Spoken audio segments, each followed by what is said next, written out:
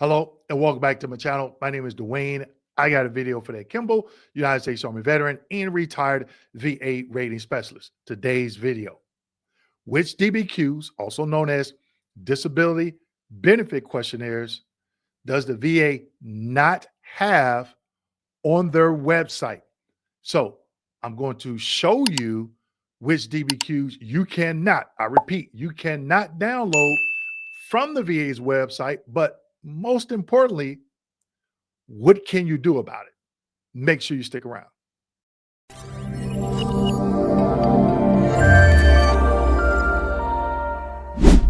Okay, everyone. So there are certain DBQs that you cannot download from the VA's website. Okay. And there are some reasons for that. And I'm going to share those with you. But most importantly, I'm going to take you to the VA's website. And I'm going to put this link in the description section for you. Okay. But I'm going to take you to the website. I'm going to show you which DBQs you cannot download. But most importantly, with some things that you can do about that based on the M21-1. Let's go ahead and get into it. Let me share my screen.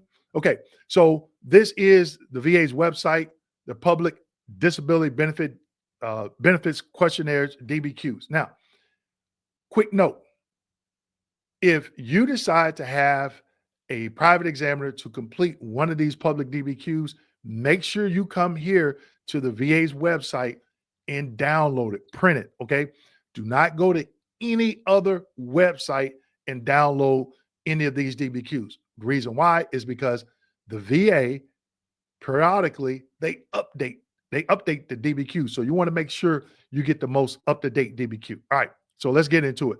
Now, public DBQs, right off the bat, it says DBQs help collect necessary medical information to process your disability claims. A lot of us, we already know that. Now it says we do not pay or reimburse any expenses or costs incurred while completing and or submitting DBQs. Now, veterans, you have an option. You can go to the VA C&P exam. They do it for free. There are certain medical examiners out there, medical and mental health examiners out there that will complete DBQs for you. Now, veterans, keep this in mind. Just because we wore the uniform, do not expect these private doctors to complete a DBQ for free. This is their business. This is their livelihood. Could there be some examiners out there that may do it for free? Yeah. I don't know any of them, but some of them do. Now, there are some that may allow you just to use your copay if you have insurance. But don't get upset at the doctor because they may charge you a couple of $100 to get this information completed. All right. Also, it is totally up to you who you want to go see. Okay. Again, you can go to the VA, you can go any private doctor. This is America. It's your choice. Okay. So let's just keep going. Separation health assessment DBQ. Part A, this is for active duty service members. Okay. That's going through the BDD claims process. And it states if filing through a benefits delivery at discharge or IDES. Okay. That's active duty. Okay. Now we get into the DBQs, and they are broken up by body system: cardiovascular, dental and oral, dermatology, endocrine, ear, nose, and throat, gastro. Okay. And, just click on these. PDF file pops up. Now, when it pops up, do not complete it from there. Save it to your computer and then go back to wherever you save it. Open that document up and complete it or print it out, take it to your examiner. Okay. So we have gynecological, we have infectious diseases, musculoskeletal. Okay. So here are a lot of them. Okay. Neurological, nutrition. Okay. Psychological. Now, quick thing: eating disorders, mental disorders, PTSD review, which means you're already service connected for PTSD and you're coming in for an increase. Then you got respiratory and some additional ones there. You got aid and attendance or housebound. That's that form 2680. So the DBQs that are not on the VA's website: cold injury residuals, former POW protocol, general medical, general medical for compensation and pension, Gulf War, general medical examination, medical opinion. Now, the medical opinion is not a DBQ, but if you ever went to a CMP exam, the medical opinion is part of that nexus statement that's attached to that DBQ, okay, which includes the rationale. In my veterans membership group, I give an example of what goes into a nexus statement. One of those things is a medical opinion. Okay. Separation and health assessment, part B, again, that is for active duty service members. Initial PTSD DBQ. When I first started working, not when I first started working at the VA, but not too long after that, the VA came out with public DBQs. Guess what? Not only did they have a review PTSD DBQ, they had an initial, but since then they have removed it. Okay. Hearing loss and tinnitus. It used to be a DBQ, audio DBQ for tinnitus, not any longer. Okay. And for those of you that's going to ask me, Dwayne, is tinnitus still being able to be service connected? Yes, it is. Those proposed changes haven't went into effect yet, or I don't know if they will. All right. Initial evaluation of residuals of TBI, review evaluation residuals of TBI. Now, initial diagnosis, right? The review is you're coming in claiming an increase. Now, here's a nugget. When you are service connected, or you're applying for service connection for TBI, they have things in the diagnostic code criteria called facets. Make sure you go to neurological. TBI falls under the neurological body system. When you look in the VA diagnostic code 8045, that's for TBI, it lists all of these facets. Become familiar which ones you feel meet your symptoms. Highlight it. Okay. So when you go to that CMP exam, you're not just guessing. You already know, and you can explain that to the examiner. So when they're going through that CMP exam, that DBQ, they can check all the boxes. So you get the correct percentage you feel you should be assigned. Okay. Now, you thought you were going to get over. I have some slides. Okay. So let's go ahead and get into it. Slide number one. Here's slide number one, M21-1 qualification requirements of examiners' psychological examinations. Now, remember, I showed you on the website, there's no DBQ for PTSD initial PTSD DBQ, okay? But this is what you can do. If you seek treatment outside of the VA, you can go to a psychologist and they can diagnose you with PTSD, but make sure whatever your stressor is, you present that stressor to them, okay?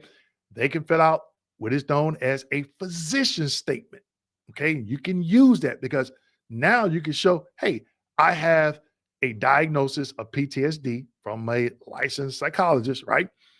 And they verify my stressor, which is X, Y, and Z.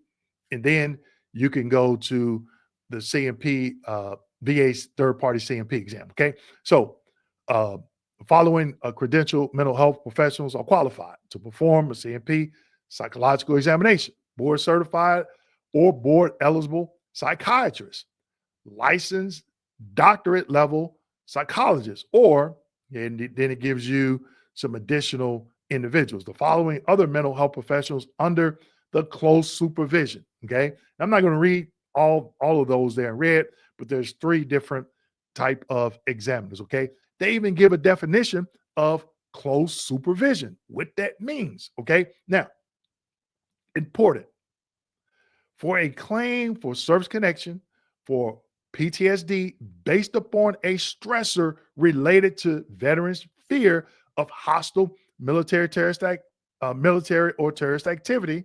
Okay, and there's a 38 CFR directs that the examination must be conducted by a VA psychiatrist or psychologist, or a psychiatrist or psychologist with whom VA has contracted.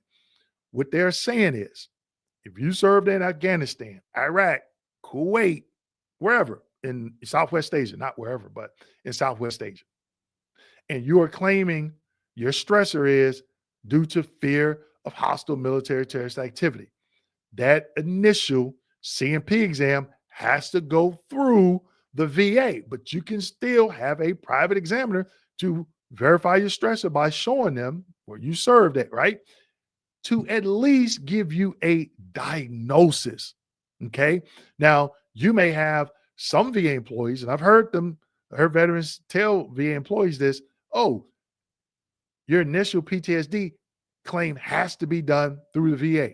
That's true, but only if you're claiming it based on fear. If you're claiming it due to somebody being due to a training accident, somebody getting severely injured, or they passed away, that's not in combat. That's not due to fear of hostile military terrorist activity. Again, you have some VA employees that are twisting some of the references and regulations because they just don't know. Let's keep going.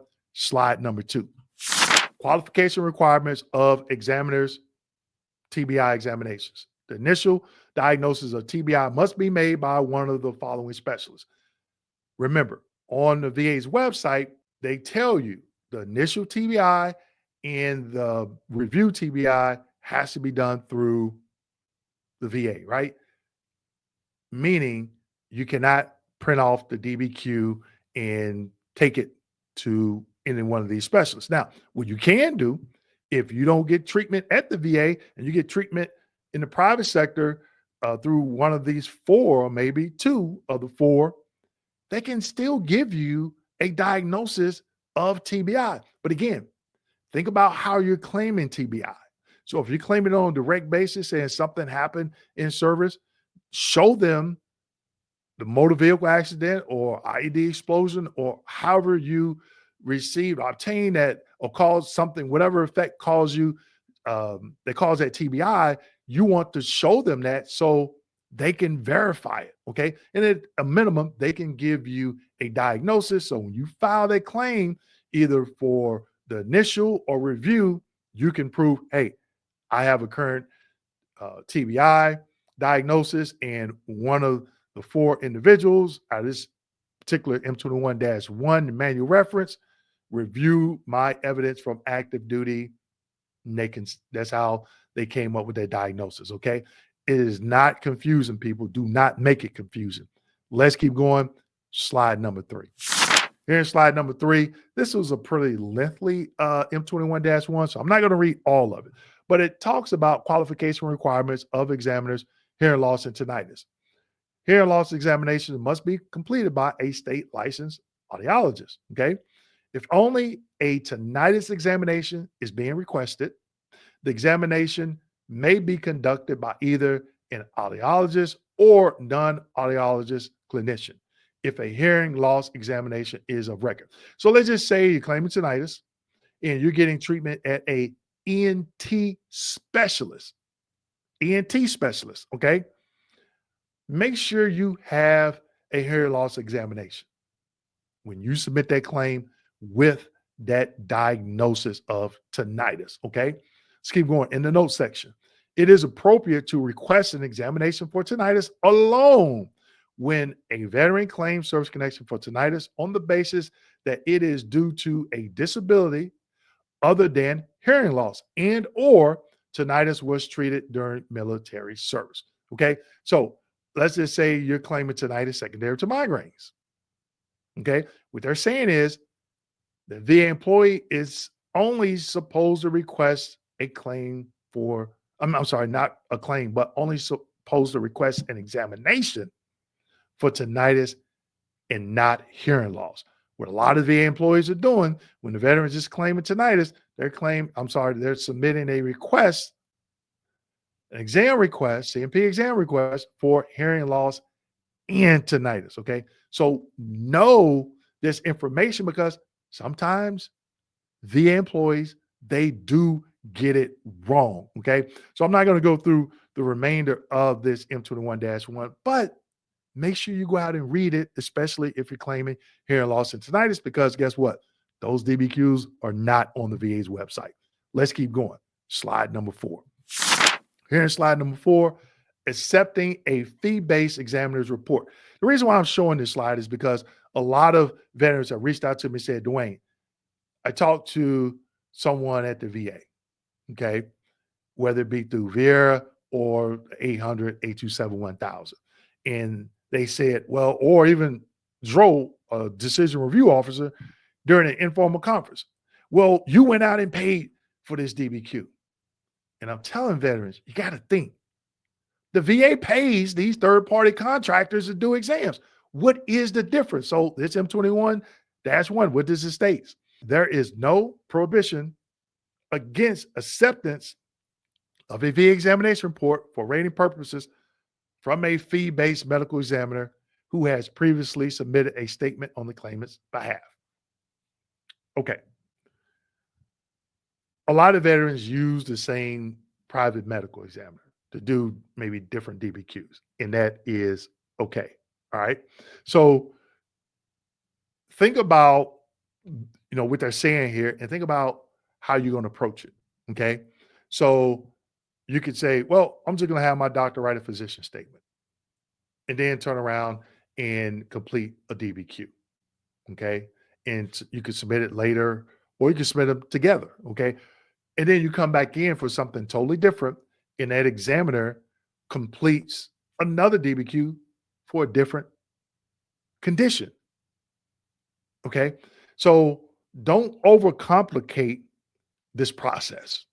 Okay.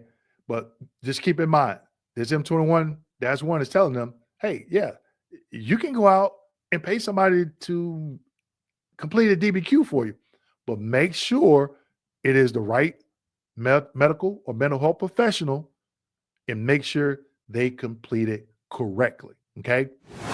So I know that was a lot of information. Do not overcomplicate the process. Okay. I showed you from the VA's website certain DBQs that you can't print out. They're not for public use. They have to be done through the VA. But also keep in mind, I share with you several M21-1s as it pertains to some of those DBQs. You can still go out and get a diagnosis, but make sure that you are presenting that examiner with some information to confirm that diagnosis, especially when it comes to the initial PTSD and initial TBI. That is so important, because when you file a claim, they can't say, hey, you don't have a diagnosis. You've already went out to one of those specialists and obtained that diagnosis. Okay. So with that being said, make sure you like, subscribe, hit that notification button, and as always, share this video with your fellow veterans. Thank you.